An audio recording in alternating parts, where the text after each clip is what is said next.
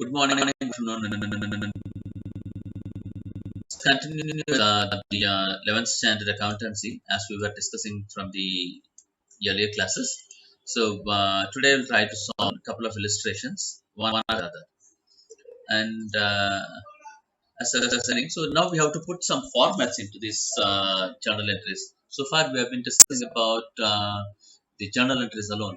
But for a student to score mark, the formats make a lot of difference. And the format should be good enough to impress the person who is examining us. So let's put it. I started putting it like today we are going to cover illustration 12, page number 75, accountancy class 11, which I have shown here. Illustration 12, page number 75, accountancy book. And the format should be like date should be there, particular should be there, and we have to put the amount in the two columns, debit and credit. And always use the symbols like let's put it like, so we are going to deal in rupees, right? INR, Indian rupees. Similarly, credit again in INR. So this format makes a lot of difference, and we should always use this format. And if possible, just put a box around it to make it more easy to understand, and uh, put some gap between the rows from one journal entry to another journal entry. This formatting always helps in scoring better marks. So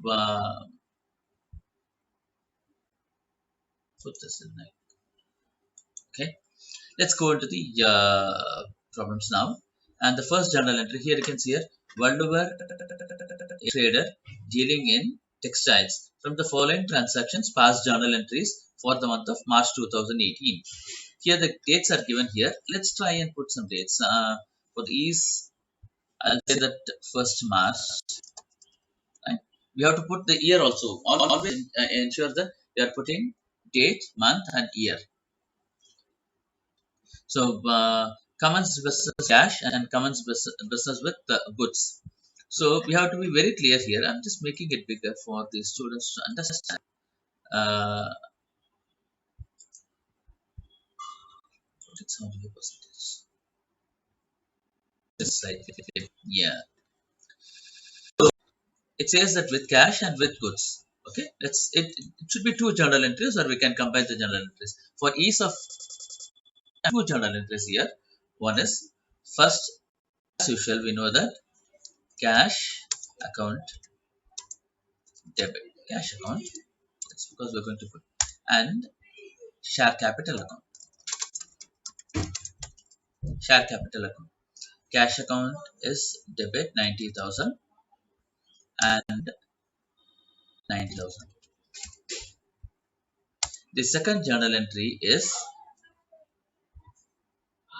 stock account debit, stock account debit, because it says that the person is bringing cash as well as goods. So stock account debit to share account, 60,000. This can still be combined like cash account debit to share capital, stock account debit to share capital account credit 1,50,000. Also we can do it, but this is for easy to understand. Put in two journal entries. Always giving more details is beneficial. When you go into the ledger transactions, you can see the difference of breaking the journal entries at a detail level. That will help definitely. Next, purchased 20 ready-made shirts from X and Company on credit. So I'm not putting the dates. Just you start putting the dates when you practice. So I'm saying purchases account debit, purchases account debit 1,000. Y Company Limited. We are purchasing it from X and Company. X and Company credit 10,000. Right. Next, I'm just putting one line gap here. So for one, we have to always understand that narration has to be entered. Purchase of goods on credit from X and company. This journal entry narration has to be always entered and put one line here, one more line, so that the you can easily understand when you put gaps around from one journal entry journal, so you can always understand this. Next entry journal is cash deposited to bank through cash deposit machine. Cash deposited to bank, that is what it is, right? So bank account debit 10,000 8,000 rupees. Cash account credit 8,000. Whether we deposit it through ATM machine or cash deposit machine, it is still deposited into bank. So students should not confuse between what is the in a journal entry different we have to process pass and all. Cash deposited into machine means ATM cash deposit machine. It is still a bank entry. So bank has to be debited and cash account has to be credited because it's a cash deposit entry. Purchased 10 ready-made sarees from Y and Company by cash. So purchases account, purchases account 6,000 debit. Since it is purchased by cash, cash account credit 6,000. Next is paid X and Company through NEFT. Here you can see the students can see there is no amount given here. So it is to be assumed that paid X and Company in full. X and Company we have purchased 10,000 rupees and paid it through NEFT. NEFT is National Electronic Fund Transfer, which is as good as a bank transfer. It is a bank transfer. So it means that paid through bank. So X and Company debit 10,000. Because the amount is not given here, we are taking the total purchase value as settled to bank account credit 10,000. Paid X and Company through NEFT journal entry. Sold 5 sarees to A and Company on credit. Sold 5 sarees means A and Company account debit 4,000.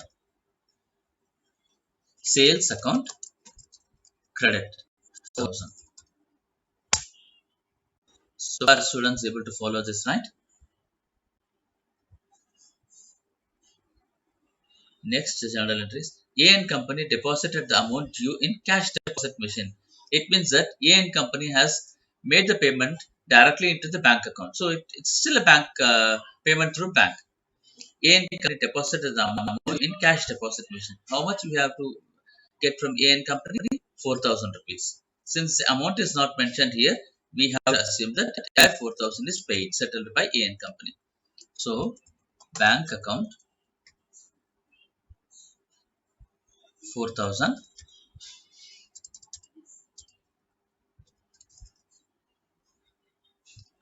A and Company account 4,000. Next journal entry is purchased 20 sarees from Z and Company and paid through debit card.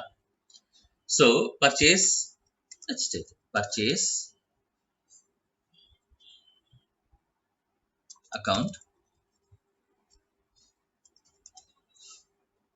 12,000 and paid through debit card. It is because by paying through debit card, we are directly transferring the money from our bank account. So bank account has to be credited.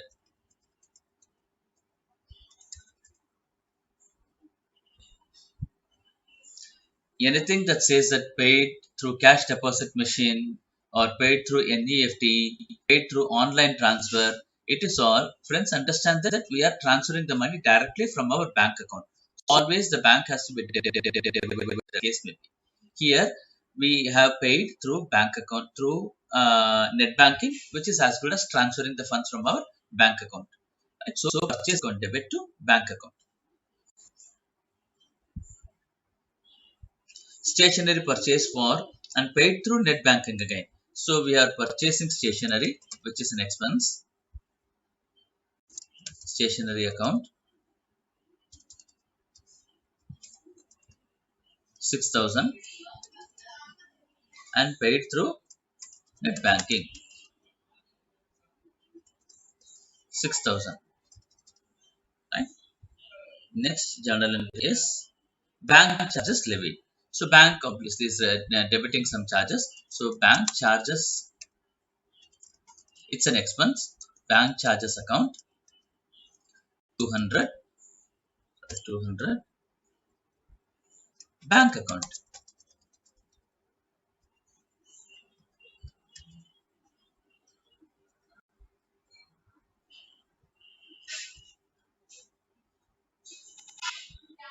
Okay, so far hope the students understand this entries, and I'll any doubts or clarifications that you have on this question, please put it into the comments so that I can clarify that. Thank you, friends. Let's connect in the when we discuss about the next problem. Thank you.